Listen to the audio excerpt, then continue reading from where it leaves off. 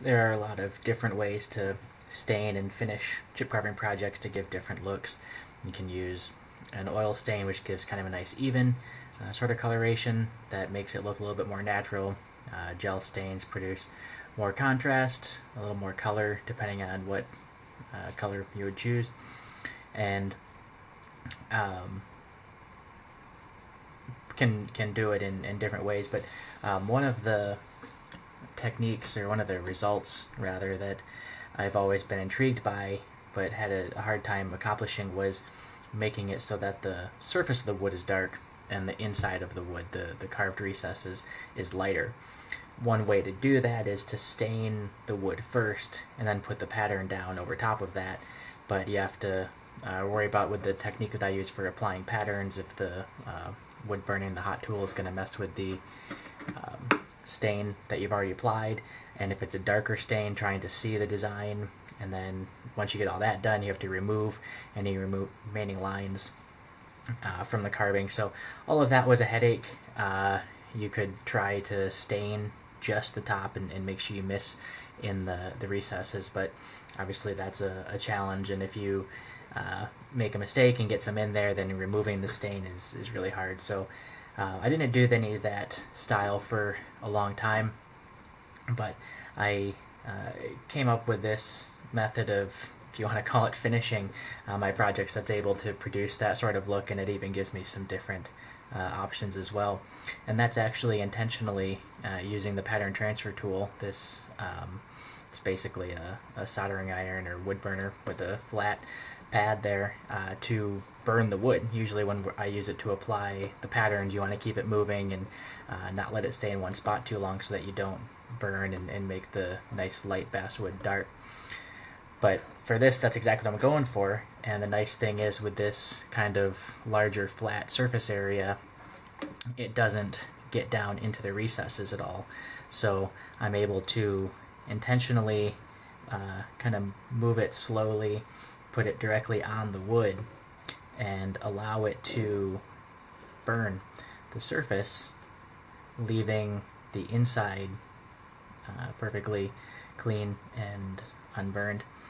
And it's a finish that's not suited for all carvings, depending on what kind of detail work you might have.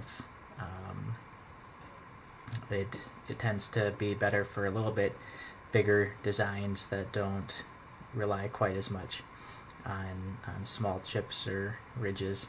So you can see this design has pretty big, simple chips to it. The pattern's easy to kind of take in at a glance, and so I think this is well suited to this style of finish. But it's kind of like painting in that you want to keep it moving evenly. You don't want to let it just sit in one spot and create kind of maybe a glob of darkness in one spot, but you can keep going over it and get the different level of darkness that you're looking for. For this project, I'm looking to get pretty dark, not black burned, but a nice deep brown color. So you can see that it works well for that, and you can do gradients too, which is not really very possible with traditional stain techniques.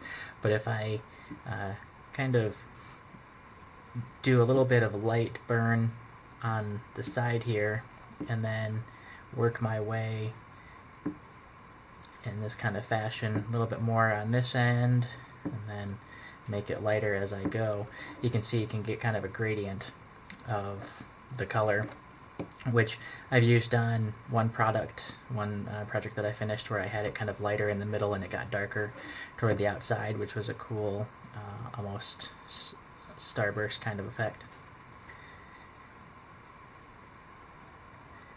So one thing to be aware of is the wood does absorb the heat, obviously, as it burns.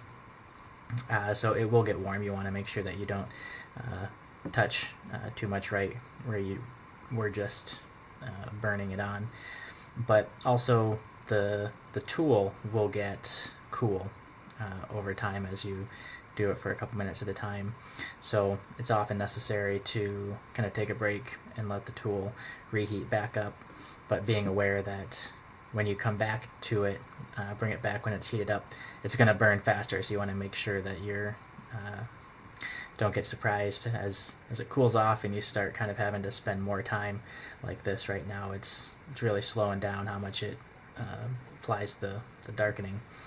If you let it sit for a couple minutes, heat back up, it's going to be a lot faster, so you want to make sure you're careful with that to not get it darker than you want or create dark spots and uneven finish. So anyway, if you're looking for different techniques of finish to try, or specifically interested in doing this lighter recess of the carving and darker on top, and had some of the similar troubles that I did, then this might be something to give a shot.